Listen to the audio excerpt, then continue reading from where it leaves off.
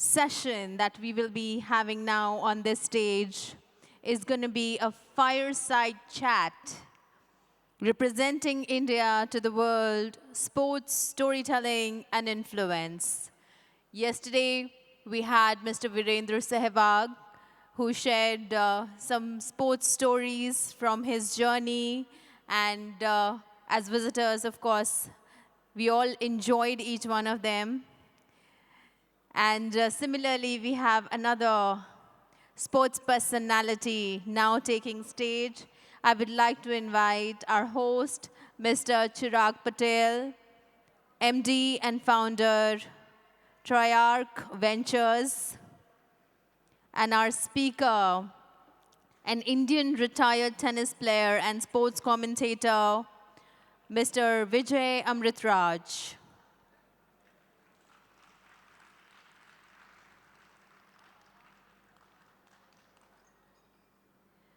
We can still see on the news Mr. Sehwag's interview and its clips going viral. And I'm sure whenever it comes to sports, we feel a very different kind of connect because sports personalities are like our ambassadors. They go out there and they represent the nation. And we have one such ambassador, Mr. Vijay Amritraj, joining us today on stage.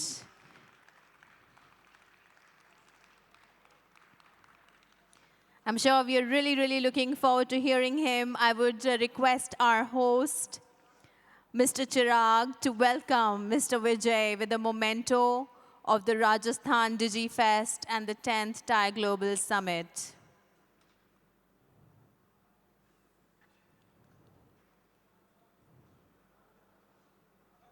All the tennis fans in the house, let's applause.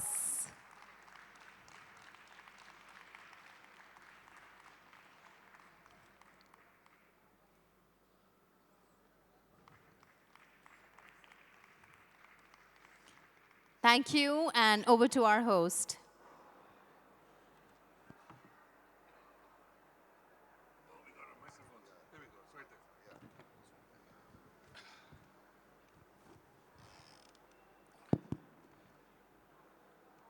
So thank you, Vijay, for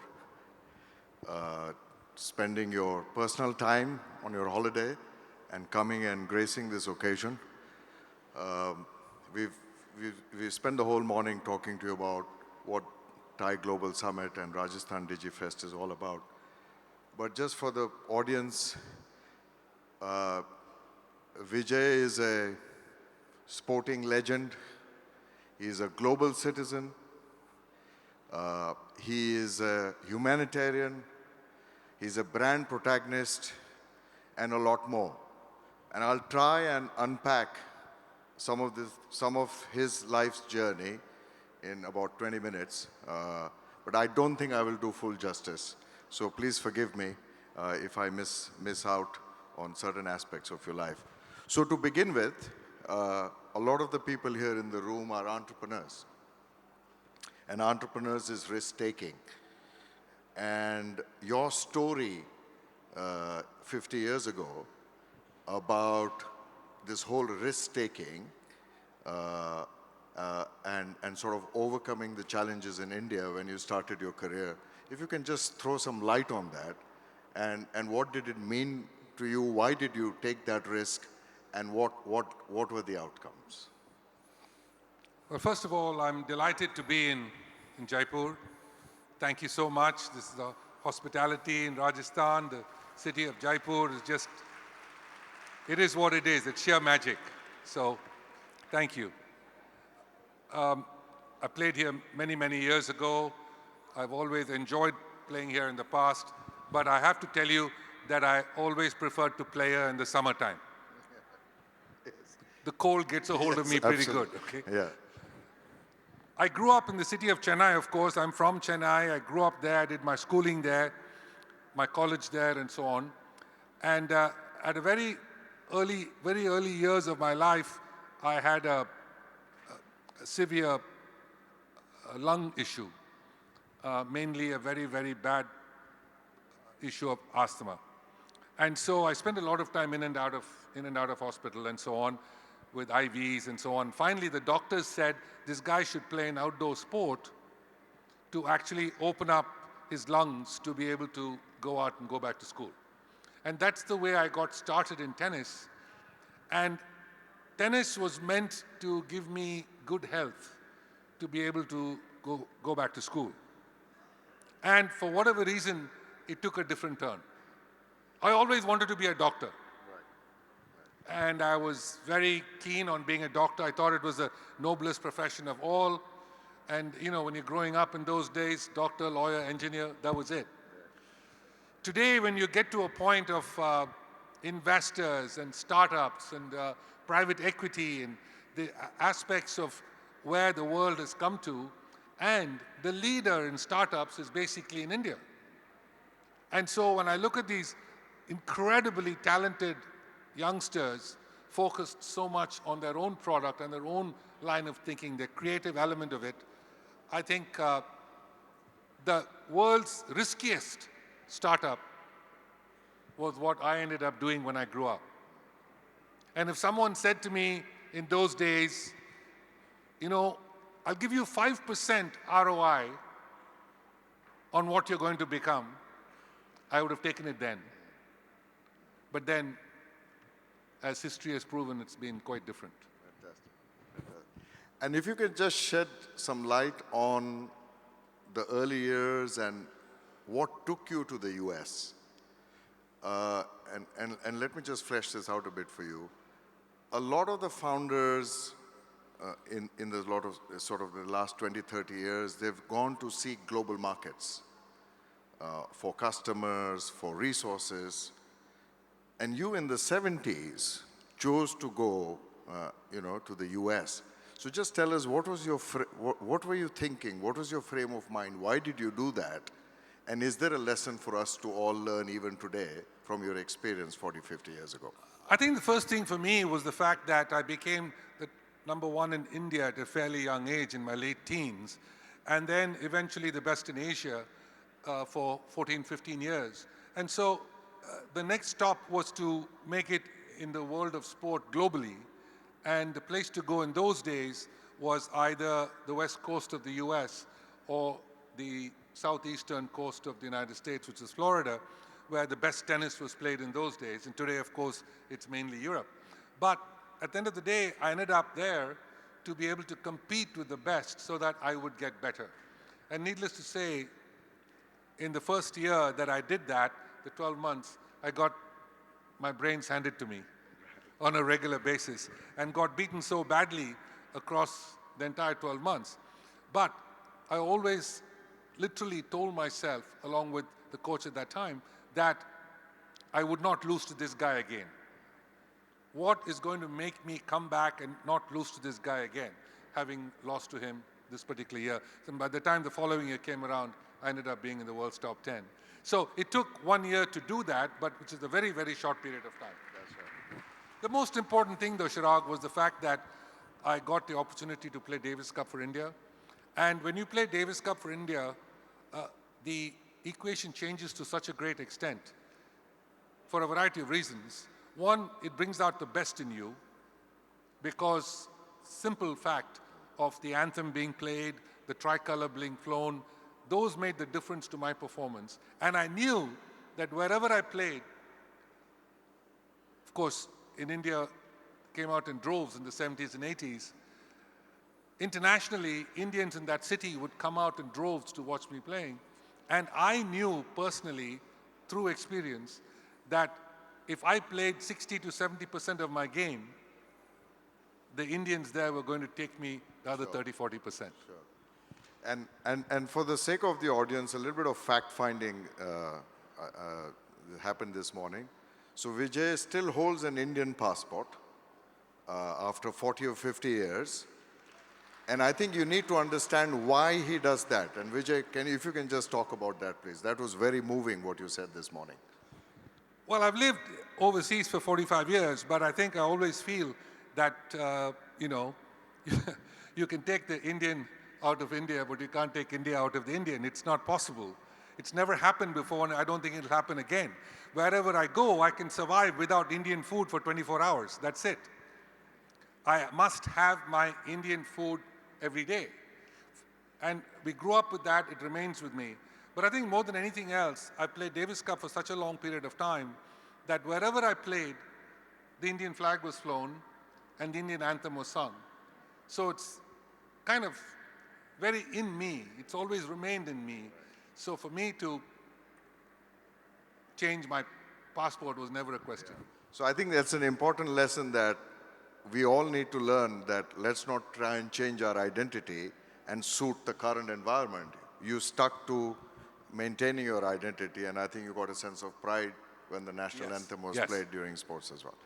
Okay, so now that you're in the US, presumably with almost no capital and no food, given that you are a foodie, how did that pan out? And I think that's also akin to founders with no funding, right? Lots of ideas, young, energetic, want to change the world. It sounds as if that's where you were once you reached the US and you were competing with the very best, but you still did not have all the resources which perhaps your competitors had as well. So how did you quickly overcome that as well? So we don't. I mean, obviously, we're going into, in those days, Wimbledon was as far away as you could go. The US Open was even further. And my parents, who I attribute my entire life story to them, it was 98% their effort, especially my mother, who did what she did for me. She used to go and sit in school for me, take notes, come and teach me in the hospital when I was there, and beg the teachers to allow me to do exams that I very rarely passed. So it was always a huge stretch. But I think the important thing here is that the first and foremost is belief, is the fact that you're doing something that I am going to succeed at. And further down the line, there were very many examples of that I got a chance to meet with people in a similar role. I think the important thing here is that when I left India in the first time around to a major overseas trip, in those days, you could only leave with $8. Right. So if you left with $8, you literally had to win in the afternoon to be able to eat at night. Right. Right. And so that's why I became very thin very quickly. Right, exactly. So I think when we look back at these things, many years later, I was doing a television show and I got a chance to interview someone that I really wanted to speak with. And it was the second man on the moon, a gentleman by the name of Buzz Aldrin, who followed Neil Armstrong off the Eagle after it had landed on the moon. So I went to Buzz Aldrin's home in Los Angeles with my camera crew, and they were setting up for about 2-3 hours. And I got a chance to look around his living room and see all his accolades on the walls and so on and so forth from NASA and Columbia and Enterprise and Odyssey and all these various space shuttles and so on. And there was this one little plaque on the wall that actually caught my attention. And the reason I'm telling you this story is because it truly is an impetus to all of people with startups and new ideas and creative thinking that something like this would truly help. And I saw this little plaque on the wall hidden up in the back. And, we all grew up as youngsters. We would grow up with parents telling us, eat your vegetables, eat your food, eat your dal, eat your rotis, make sure you get strong because sky is the limit. Everything, sky is the limit. Do your homework, sky is the limit. And so you would hear the sky is the limit on a regular basis as a young kid. And here was this little plaque on the wall that I saw many years later, and the plaque said, "Who said sky is the limit when I left my footprints on the moon?" Right, correct, yeah, absolutely, yeah. So the reason I say that is because he himself didn't know that that's where he was aiming to go. And he would actually leave the atmosphere to go someplace else and put his footprint on a different planet kind of thing. Right. So I think for all of us, when we start up, it is always shoveling this thing uphill. And so when you see a startup make it, I feel excited as heck because of what that person would have gone through right from the beginning. Fantastic. So if we shift a little gears a bit, what year did you get married, Vijay? Forgive me for intruding your Well, personal now life. you're really pushing the envelope here, Yes. but January 83, Right, so anniversary is coming up in the next few days, right, and it would be 43. right. And by that time, you were in your Davis Cup about 10 years? So it's almost midlife Yes, in your yes. Davis So Cup. the 70s and 80s was when I played through. That's right. And you married a Sri Lankan. Yes. Yes.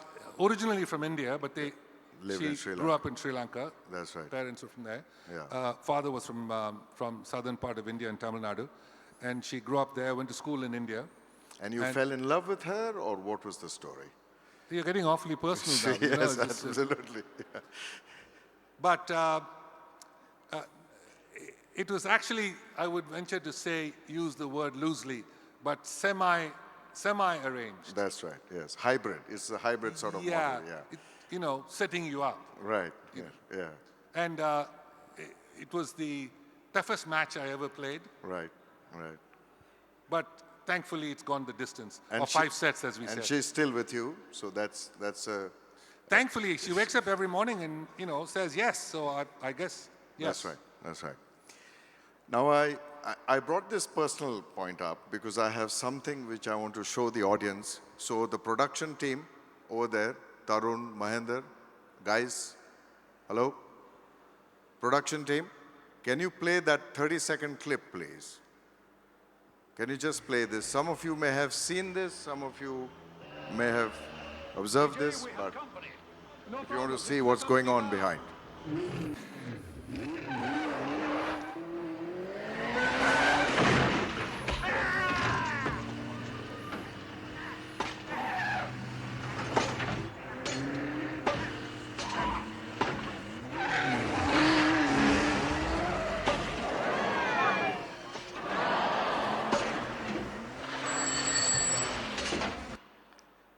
So just tell us, Vijay, what was this, when was this, and why did you do this? You like to keep surprises in your back pocket, right? Absolutely. So they were getting ready to do this picture, and some of it was to be shot here, right here in Rajasthan. And we ended up meeting in London when I was playing Wimbledon, and the producer was watching me play, I think it was Connors that year, on the center court at Wimbledon, and invited me to have tea with them and said, listen, we've looked at hundreds of actors for this role, and would you consider doing a screen test? And I said, yes, who can say they were playing at Wimbledon and doing a screen test in the morning? So I said, even the great Roger Federer hasn't done it yet, so I always keep bringing it up with him. But yeah, so we had a wonderful conversation. They liked what I did in the screen test. They hired me for 14 weeks. I did This is the Bond film Octopus. This is the James Bond film with Roger Moore, and then I went on to do a Star Trek picture and many other television series in the US. But I think, again, to bring it back to when you're starting at something and you're doing something when you're working with the best, someone of the star quality of a Roger Moore, you really have to step up to the plate and learn as much as you can. And my entire life for me has been an education as a journey when you're meeting people in different walks of life. This is one of them. And this film was shot all in Udaipur, I believe. We did 3 weeks in Udaipur, and I did 11 weeks in London. Exactly. So I think we're very proud that you were here. And this is when you were single and young. It was my last year of being single. Right. So I don't know where you got your questions from, but I tell you, it's... But I did my research, and I'm told that in this film, whilst you were shooting, there were lots of young, beautiful models as well. So how did you make sure that you were not distracted with that? So as a sportsman, as a celebrity, how do you make sure that you don't get distracted with some of these things? Oh, I didn't say I wasn't distracted. Oh, sorry, I got distracted. it wrong. Okay, I got it wrong, yeah. Okay. I think, interesting, if you knew the movie and if people have seen the picture, the entire group of these young girls who were from different parts of the world were run by the character that Maud Adams played in the title of the picture, and ended up being in Udaipur for 3 weeks, and of course in the UK. They were the goodies, so to speak, where they beat up on the bad guys, and which was interesting to watch. But it was an exquisite set because all of the entire city of Udaipur was taken over by the crew. And there were all of them, 32 of them walking around in Udaipur, and the city was full of this. Well clad, presumably? Yeah, if you want to call that well Right, clad. okay, But yeah. yes, they were, yes. They made an impact, I guess. Yes, Yes.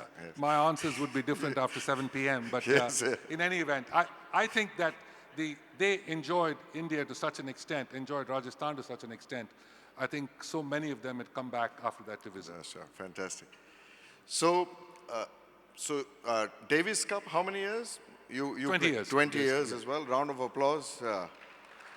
And perhaps, and where would you stand, like in terms of duration in that? Would you be right at the top in terms of duration as well? Yes, I think from a standpoint of consecutive years of Davis Cup play at the very highest level, certainly I would be up there with Elena Stase, the one or two others Right. who are in that range, who played for many, many years.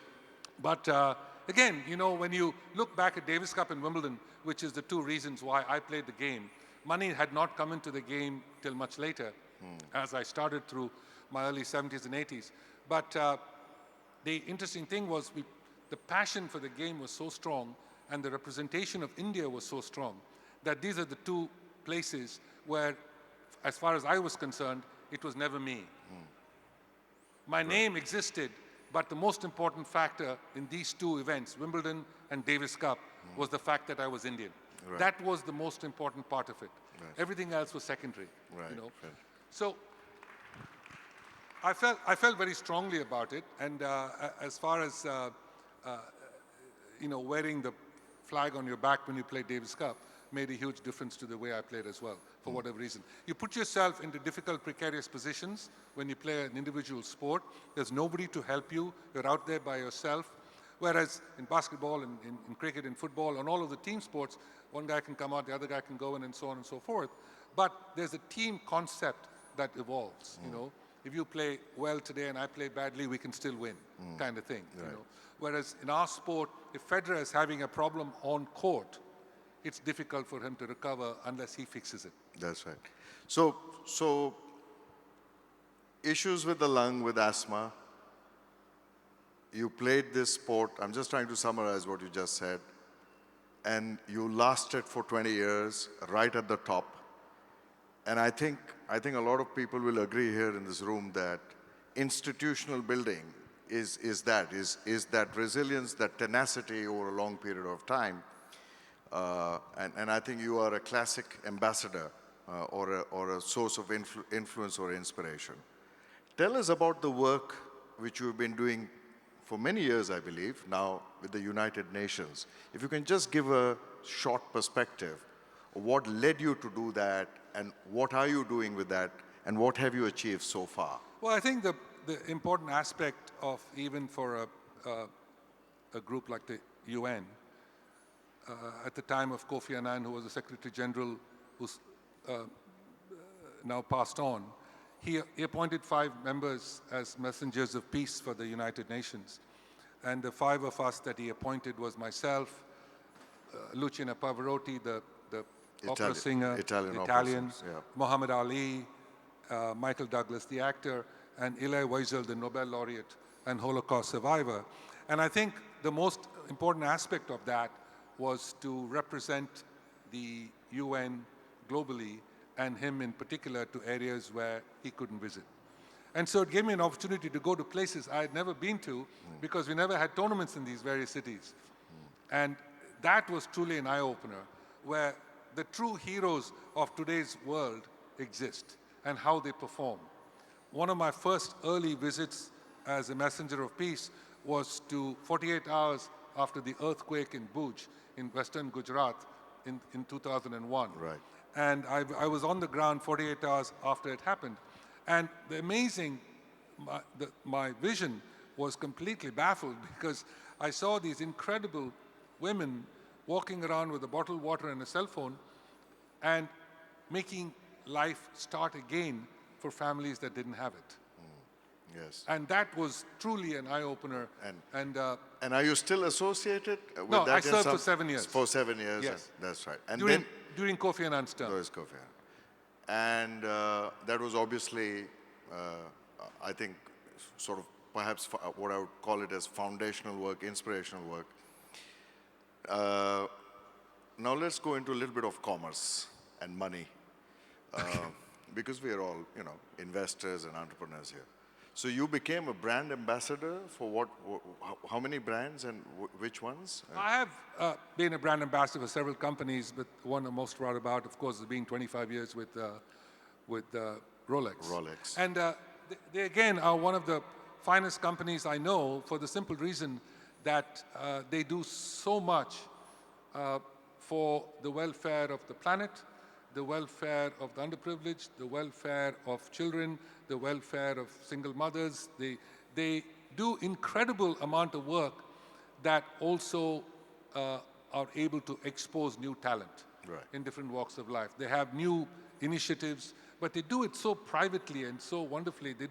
They don't really talk much about it. And more than anything else, at the end of the day, they are still a private company, and most important of all, they are still a charitable entity. Yeah, and once again, like you, institutional for so many years as well. And kept the brand alive And kept the at the highest level. So then why did you wear a Gucci watch in New York? I did not. Yes, so by the way, he wore a Gucci watch in New York. So I think I want to find out why, as a brand ambassador for Rolex, he was wearing a Gucci watch. Thankfully, that was 30 years ago. Yes. But more than anything else, I was mugged in New York. That was the big issue in Central Park. Right. It wasn't very pleasant at the time when it happened, and it was You had a meeting to go to. It was 1 o'clock in the afternoon, and I got out of a cab and I got across the park, and these two guys jumped me. One guy stuck a knife in my throat. The other guy started to grab me, but fortunately, my wife had said, listen, don't wear anything when you're there at the city, but it has changed so much since 35 years ago that this happened. But I think the important aspect of it is the fact that you need to be aware. Right. Wherever you go, I think in today's environment, you truly need to be aware of where you are. And the muggers, I believe, tried to give you a Gucci watch, and they just throw it on the street as well. The guy took it off my wrist. Exactly. Right. He took it off my wrist and Yeah. literally threw it in my face, saying, "Oh, this is a cheap watch. Right. What are you doing?" Okay. So I think the fact remains that I remember the incident, but it has always registered in my mind to be aware when you're out in public. Right. At the moment now, at the top of your career and perhaps the top of your life as well, with family settled, what is it that you're doing for tennis or any other sport, or perhaps for any other sort of, startups or foundations? What is your current I think 2 or 3 things. The first and foremost is I have 2 sons. They're both big guys now, so they're 42 and 38, I think they are. Anyway, but both these guys have grown up under the blanket of sports. Right. And they both play different sports. They enjoyed it. Prakash, of course, played Davis Cup for us for 10 years as well. Right. Probably the only father-son to have played #1 in the country in the open era, which was very special to me. But more than anything else, even though he was born there, he wanted to play Davis Cup for India. Fantastic. So you can imagine the influence that Kudos to you and my upbringing. my yes, influence being on. But in any event, but what the sport teaches you, it teaches you about life. It teaches you about business. It teaches you about character building. It teaches you about yourself more than anything else, especially in an individual sport. So as far as startups are concerned, that is something that I would suggest being very much a part of people's lives when they play a sport, especially the individual sports, 30, 40, 1 hour, you can get a good workout in with a friend of yours. So I suggest that you do that. The other thing it does is it's the best form of communication. You learn to communicate better with not just the person you're playing with, but in the outside world. And I do believe that once you play a sport, it brings people together. It brings families together, it brings people together, it brings communities together, and in several cases, it has brought countries together, as I did in Davis Cup when we were playing Israel, due to play Israel here many years ago, before we had full diplomatic ties with Israel. And that was very much a part of what we were able to achieve in starting the conversation between India and Israel, who are good friends now. So I think when you look at a sport, it truly brings people together and families together.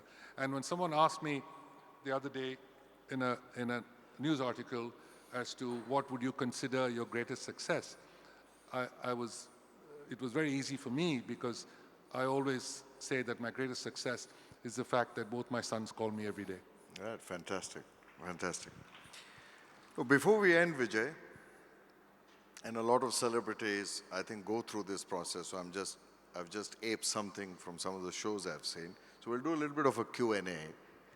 And I Q&A? think, yes, Q&A. Rapid fire. You just have to pick one or say no, neither, or both. That's the rule. Okay?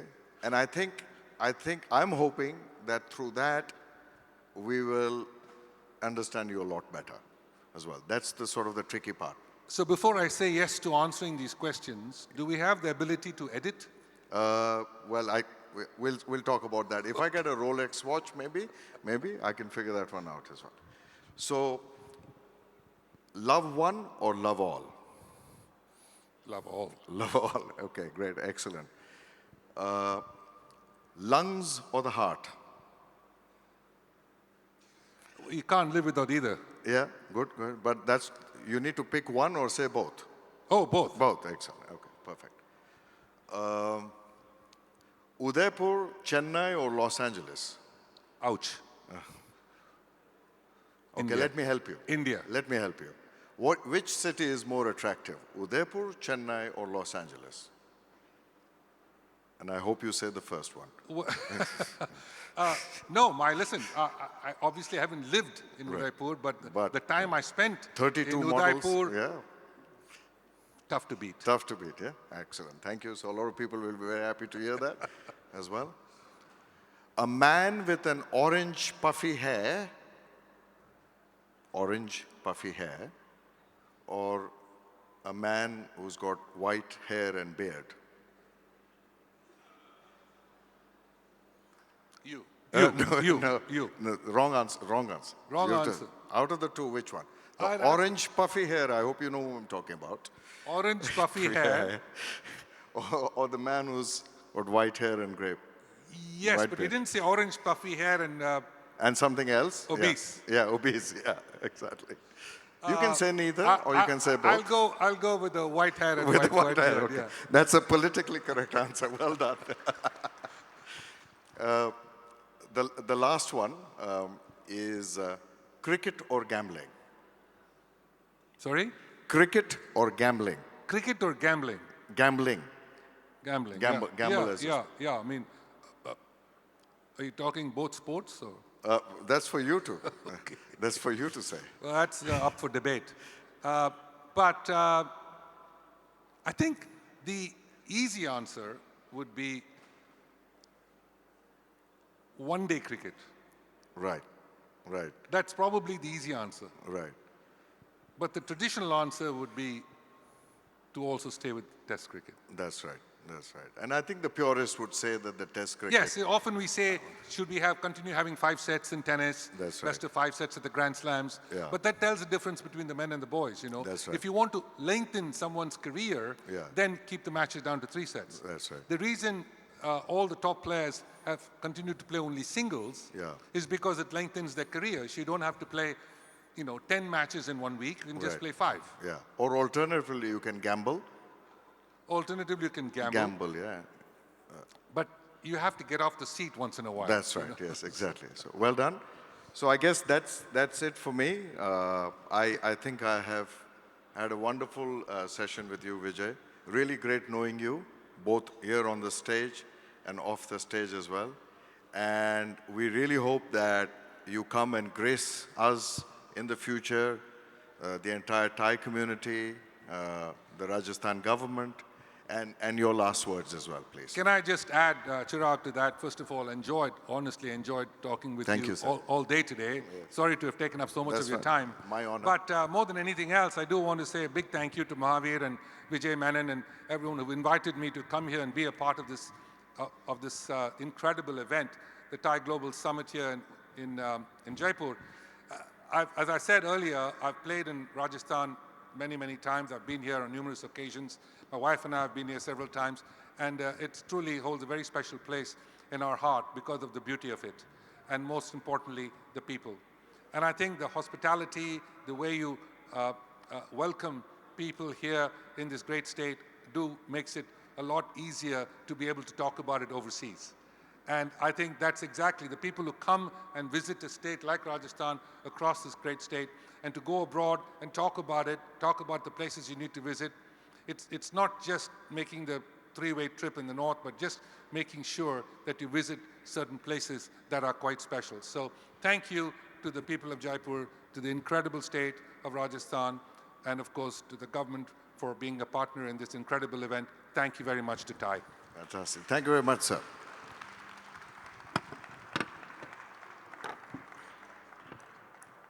Thank you, gentlemen. Thank you, Mr. Chirag Patel.